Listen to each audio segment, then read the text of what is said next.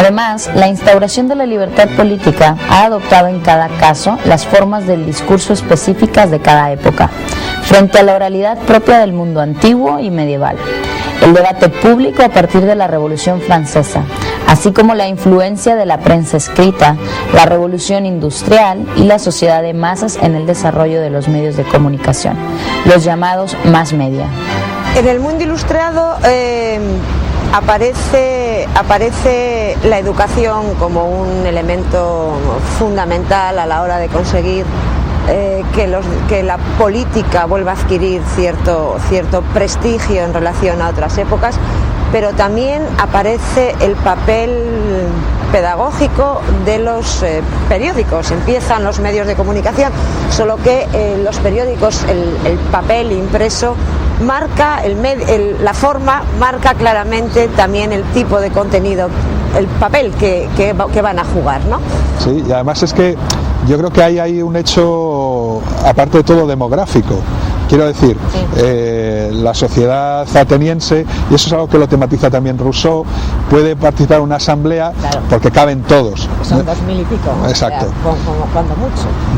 Y sin embargo, ya en la Europa de la Ilustración, la sociedad ya empieza a ser una sociedad muy poblada, la unidad política ya es el Estado, que tiene unas dimensiones amplias, y entonces es necesaria una intermediación técnica entre el hablante y la asamblea. Y esa intermediación técnica, la primera históricamente, es la prensa, ¿no? En ella es el lugar, el topos de la deliberación, que ya no es, digamos, un recinto, ya no es la asamblea, ¿no? Ya no es el ágora, sino es el periódico, y que históricamente evolucionará, primero será el periódico, después será la radio, la televisión. Lo que pasa es que el periódico marca un determinado tipo de forma de entender el diálogo, curiosamente, ¿no? Enseña McLuhan. Claro, porque realmente lo que se discute es sobre ideas, y en esa medida estaría más cerca de un diálogo de los que se podría producir sin la espontaneidad y sí, bueno, el tema de los dueños de los medios que existe ahora, pero bueno, al final sí que el periódico aparece como un espacio, como un topos en el que se argumenta, se defiende y se dialoga sobre ideas, cosa que va a empezar a cambiar un poco con la radio, pero sobre todo después cuando aparecen los medios de comunicación audiovisuales, que esos transforman directamente.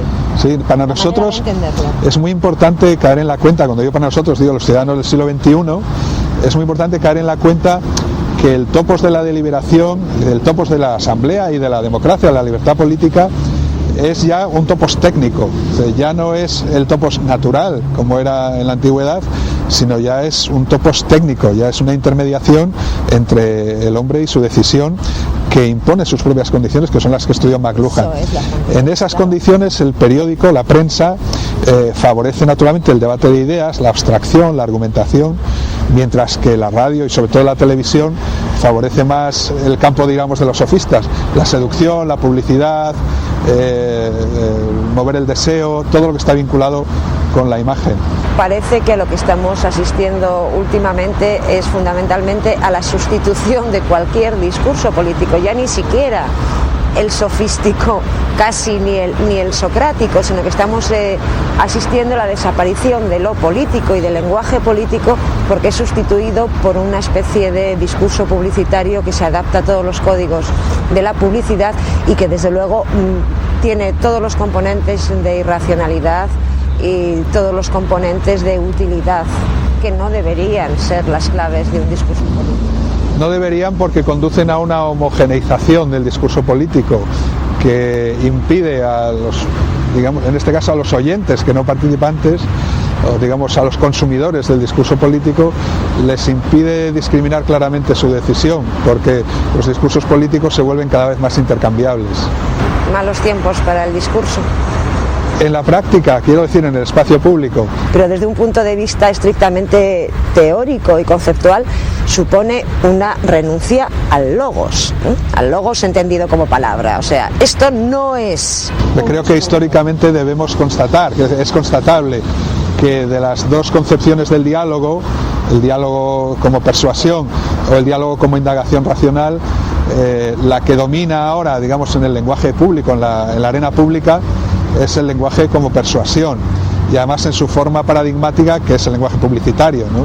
Cada vez se asemeja más el lenguaje político oficial al lenguaje publicitario. El siglo XX es sin duda el siglo de la radio y la televisión. Además se ha caracterizado por los avances de la tecnología, medicina y ciencia en general, pero también por atrocidades humanas, tales como las guerras mundiales, el genocidio, el terrorismo, y sin que se hayan resuelto las diferencias económicas entre países. Es cierto que en el lenguaje, digamos, en el espacio público está invadido por el lenguaje publicitario, ¿no? Pero sin embargo en el ámbito de la teoría es curioso constatar que persisten todavía en la literatura sobre pensamiento político contemporánea las dos escuelas, ¿no? Por una parte está en auge las éticas del discurso, éticas del consenso. A uno de sus más insignes representantes, Habermas, nuestro amigo Habermas, le acaban de conceder el premio Príncipe de Asturias, representaría ese punto de vista que hemos identificado más con la sofística. Y por otro lado hay una serie de pensadores como Chomsky o como Charles Taylor o incluso Negri, que reivindican la deliberación como un instrumento esencial para salvaguardar la libertad política. Pero sin embargo a mí me parece que esa disyuntiva, que con la complejidad del mundo actual, esa disyuntiva entre consenso y deliberación la tendríamos que matizar de alguna manera. Es decir, si hay algo que hemos aprendido de Aristóteles es que el bien, la justicia, la virtud, los valores morales no son algo que esté dado a priori, sino que es algo que una sociedad tiene que fijar, tiene que determinar. Cada caso. Tiene que determinar en cada caso. Entonces, yo creo que si nos olvidamos de lo que significan las palabras porque van asociadas a escuelas de pensamiento, a teorías de pensamiento, si hablamos fuera de Habermas y de Taylor y de esta gente, me da la sensación que podríamos utilizar los dos términos y meterlos en el... Podríamos, pero no podemos negligir, quiero decir, no podemos obviar que existió un señor llamado Nietzsche que dijo, no, el poder se travieste, no sé cómo se dice, sí, de muchas formas, y una de las formas, y particularmente, digamos, siniestra, es la racionalidad deliberativa, ¿no? Y ahí están los neonietzscheanos, es decir, Foucault y toda esta corriente postestructuralista que desde luego pone muy difícil esa aproximación que tú sugieres. Pero sin embargo, tú sabes que en los últimos años de pensamiento postestructuralista también ha habido una matización fuerte a esta crítica nietzscheana, ¿no? Si hablamos de Foucault, hay un pliegue ahí que cambia. Yo creo que de cara a repensar cómo debería funcionar la deliberación en el espacio político, en el ámbito político contemporáneo, deberíamos ser más aristotélicos que platónicos y que sofísticos. Es decir, deberíamos intentar que a través del discurso lógico, racional, argumentado, pudiésemos llegar a... Pero ¿cómo crees tú que eso se puede, como se dice ahora, implementar cuando el lenguaje publicitario es el que impera, cuando estás luchando contra unas fuerzas muy superiores a las de tu... de entrada yo creo que ahí, ya sé que es un viejo tema y que esto es soixante-huit a tope, pero yo creo que ahí los intelectuales tendrían un papel importante. Hay que redefinir lo político, hay que redefinir el discurso político e intentar construirlo de una manera que escape a esta locura del lenguaje publicitario. Y creo que ahí los intelectuales tendrían un papel serio que hacer. Heredera del individualismo moderno, nuestra época política se caracteriza por el predominio casi indiscutido de la concepción del diálogo como negociación. y por lo tanto por una concepción de la actividad pública como subordinada a los intereses de los individuos. Hemos comentado que el lenguaje político se ha transformado en un lenguaje puramente publicitario, con los códigos de la publicidad.